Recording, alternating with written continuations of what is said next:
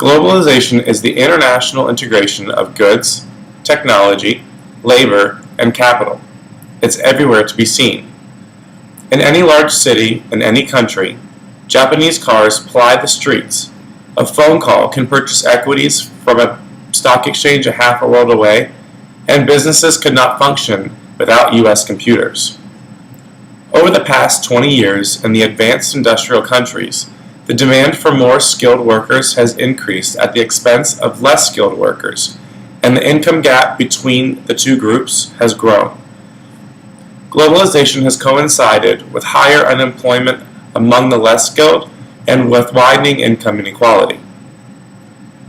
An important trend in labor markets and the advanced economics has been a steady shift in demand away from the less skilled workers and more toward the more skilled workers. These skills being defined in terms of education, experience, or job classification. In the United States, wages for less skilled workers have fallen steeply since the late 1970s relative to those of the more skilled. Between 1979 and 1988, the average wage of a college graduate relative to the average wage of a high school graduate rose by 25%. Although foreign goods are available in every country now more than ever, the expansion of product market integration has not been continuous over time. In the 1970s, trade flows reached the same proportion of output as of the turn of the century, a result of the easing of tariffs and quotas, more efficient communications, and falling transportation costs. Does import competition affect wages?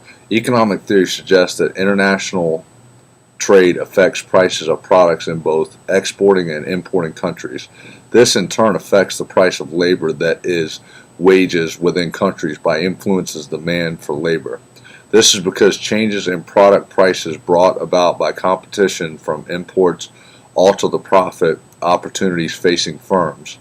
Firms responded by shifting resources toward industries in which profitability has risen and away from those in which it has fallen. The effects of import volumes on wages. A second way of measuring how trade affects wages is to focus on the volume of trade and to analyze the factors embodied in these flows rather than the price of imports. The U.S. tends to export skilled labor-intensive products and to import unskilled labor-intensive products. The U.S. economy has increased the effective supply of labor. The trade for developing countries has led to about 20% decline in the demand for labor in manufacturing.